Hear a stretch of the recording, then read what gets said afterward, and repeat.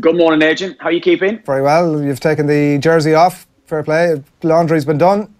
Yeah, it's all off. It's off. Yeah, no, I've got it back today. It's all sorted. It was nice hearing Sean Dyche talking about John Coleman there and Neil Harris, people that you would never have heard of, Adrian, as I listened last week to the Keith Andrews show. Well, you see, exactly. I was going to put you right there, but to be fair, you've corrected yourself before you get yourself. Well, no, I listened to the show, and as a man who studies the game, as you like to tell me that you do, you've no knowledge of the game at all. So that's all. I wouldn't be as much of a football manager yourself, Kev. I mean, that's quite clear. No. Well, you like to tell me that you are. That's all. But anyway, that's fine. He's come out all guns blazing this morning. This is generally what happens. He knows he's only on for 8 or 9 minutes, so he's not wasting any time. You know when Kev hasn't been out the night before, when he's dishing out all sorts of shades of smoke on a Friday morning.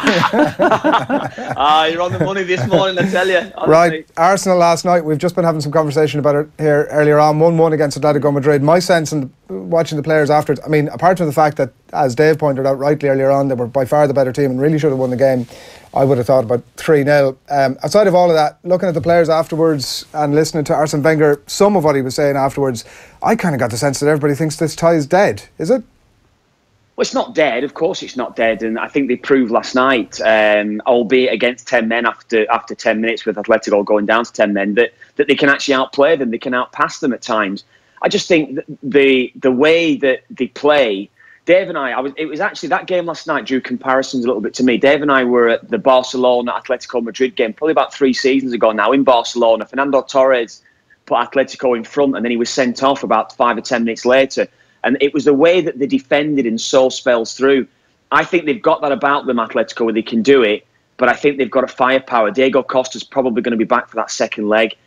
So maybe in answer to your question at the start, it's certainly not dead, but I just feel it is because I just think that Atletico have got too much for Arsenal. Yeah, they have this clinical edge, Kev, don't they? They're in their element when they have 1 or 2 of Griezmann, Costa and Torres on the field, but they have to defend. They loved the position they were forced into last night. The likes of Godin, the likes of Juan Fran, Lucas Hernandez, they love getting their blocks in, they love getting the tackles in, they love the organisation it takes when everything seems to be going against them, and this siege mentality seems to just descend upon them, given the smallest recipe, the smallest ingredients, and then you just need that one chance. And if Griezmann gets 3 or 4 good chances, he's probably going to take 2 or 3 of them, and that's exactly what happened. Yeah, well, that's what they were doing, Dave. You're right. They were still creating chances at times off the back of that brilliant defending. It's, you know, we've heard it said before in recent seasons that the art of real good defending is going out of the game. We've seen it from Juve and we've seen it from Atletico in the last 3 or 4 seasons of the Champions League. They're kind of the benchmark of how to defend as a unit, as individuals. They're brilliant at it. And they love it. You can see it's being done on the training ground every single day. They're probably doing 2-on-2 situations. They're probably doing 4-on-4s. Come and break us down. Or maybe even probably 6-on-4s, 6 attacking players against 4 defenders, sitting in tight, defending as a unit. How are we going to stop these sides that have got an overload against us? You can see it constantly. But the one thing that they do carry is they never, you know, if I maybe look at it in comparison, you know, I think we've all sat in studio, we've been critical of maybe an Irish side over the years for defending like that, defending deep. Where's the outball? The outball is a long punt forward and there's no one able to retain possession. Whereas Atletico, they're different. When they get the ball in their own final third, they're able to keep hold of it for 4 or 5 seconds, pick a couple of passes out, and then they get bodies in advanced position. So it's quite methodical how they actually break from deep line positions. And I personally like watching sides play like that because I think it's great counter-attacking football and really exciting stuff to watch. Kev, let's get your... I mean, there's been a lot of conversation about Liverpool, so let's not necessarily trail over that game particularly, but the 5-2 lead, obviously, they carry into the second leg against Roma. But the question that sort of stood out for me about Liverpool as we reflect on the European week is whether you're sort of seeing the levels of progression at the club that is going to see them contend in a way for the title that they haven't done since the slip. Like, I mean, if you look at the breakdown of the points differential between Liverpool and the teams who have won the Premier League between that season, like, they're vast. They're frequently in the sort of 20-point range. Are you seeing the sort of progression that's going to see that reduced right down next season? Well, yeah, in a word, yes, because of what they've probably achieved against City this season. They've been the better side on 3 of the 4 occasions that they've played them. But the one thing you'd say is it's Liverpool, we've got to this stage of the season, or even at the start of the next season, when it's full of hope again, and every Liverpool fan are thinking, right, this is going to be our season. We only need to look back 2 or 3 seasons where after Brendan Rodgers' brilliant season that they had, and they weren't able to replicate that. It does seem to me it's a bit different now. I think they've got players within that squad that's able to go and seriously compete, but it's the level that they play at. Can they produce it for 38 Premier League games? 15 Champions League games, 16 Champions League games, the cup games?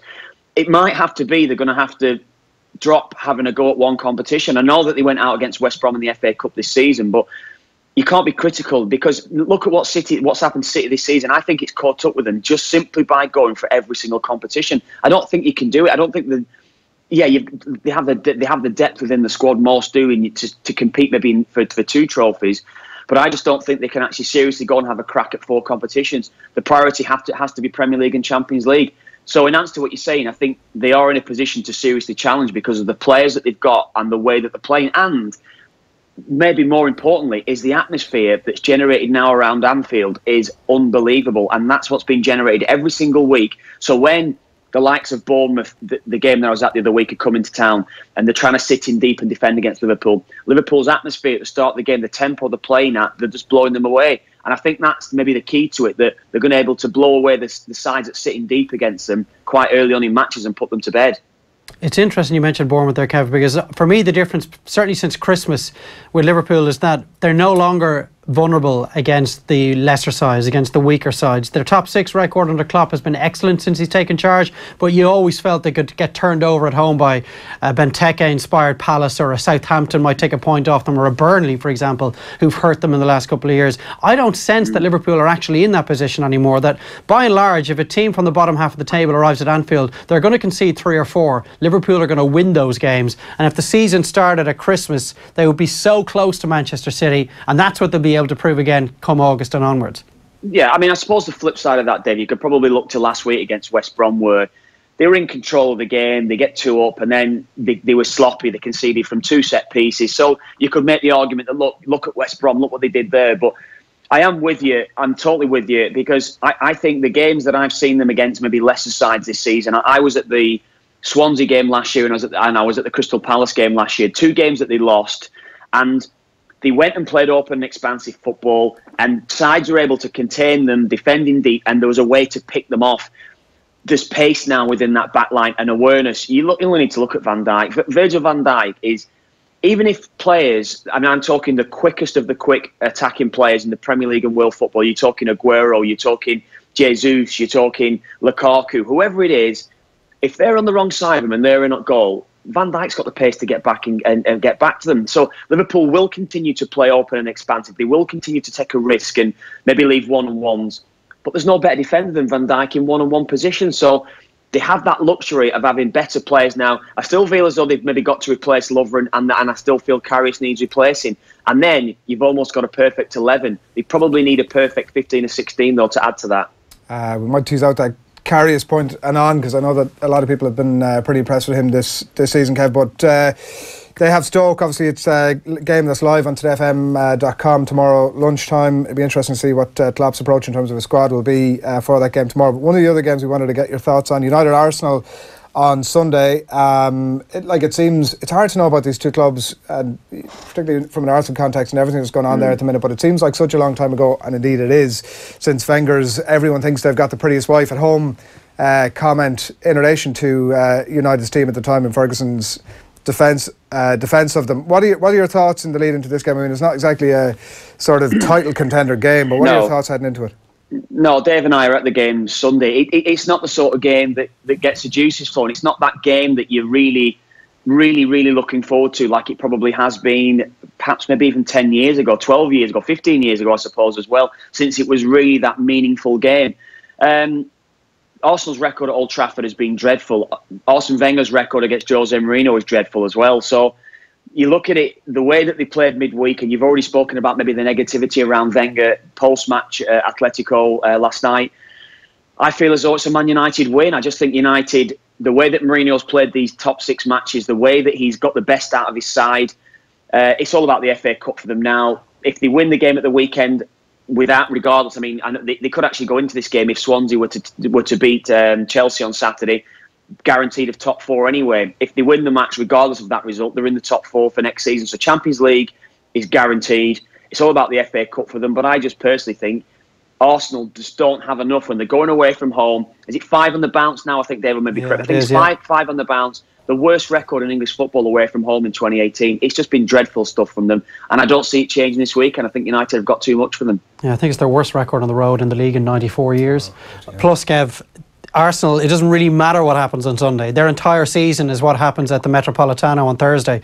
I wonder, will Wenger make changes? Will he rest guys? Because they could lose 6 or 7-0 on Sunday afternoon. That'll be fairly forgotten pretty quickly if they were somehow managed to go to Madrid and pull something out of the bag. No, spot on. Davey has to make changes. He has to prioritise that Atletico Madrid game now. They're gone top 4. That was long gone, hasn't it? They're nowhere near it. They've been nowhere near it for the last few seasons. You look at it, even when Leicester won the league, yes, they finished second, but they got to February, March time and they were gone. They just had that great run that actually I think it'd be papered over cracks and looked better than it actually was across the course of that season. They have to prioritise this game. It is about maybe going to Atletico on Thursday with as fresh a side as possible. So yeah, he will certainly make changes. He'll probably bring Aubameyang back in, which is understandable given that he'll be suspended for the next game. And I personally think that it will be a much changed side. That's what maybe stacks it more heavily in favour of Man United. Just very briefly, Kev, before you let go, we're going to talk to George Caulkin in just a few minutes about one of your former clubs and the state they're in. Briefly, your thoughts on what's happening at Sunderland at the minute?